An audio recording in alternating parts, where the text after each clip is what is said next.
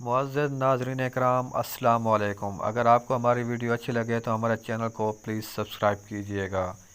एक आदमी सूरतुल कारिया तो तिलावत कर रहा था, जिसका तर्जमा था खड़खड़ाने वाली, क्या खड़खड़ाने वाली, तुम्हें क्या मालूम कि खड़खड़ाने वाली क्या है।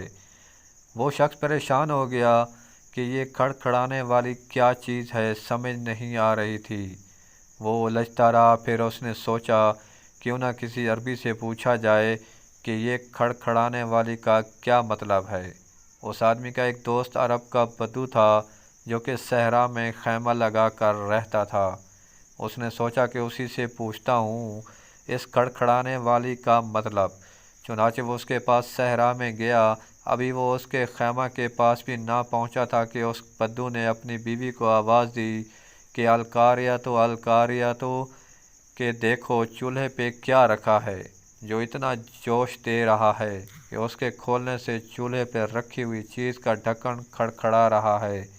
वो आदमी वहीं रुक गया और उसको उस सूरत की समझ आ गई कि अल्लाह पाक ने इस खड़खड़ाने वाली से मुराद वो दोज़ख है जो कि आग से उबर रही है, और अल्लाह पाक ने उसे क़यामत तक ढका हुआ है। और अल्लाह इंसानों को उस सूरत के ज़रिए समझा रहा है कि तुम्हें क्या मालूम वो खड़खड़ाने वाली क्या है, वो उबलती हुई आग है। तो ऐ इंसान, उस आग से बचो।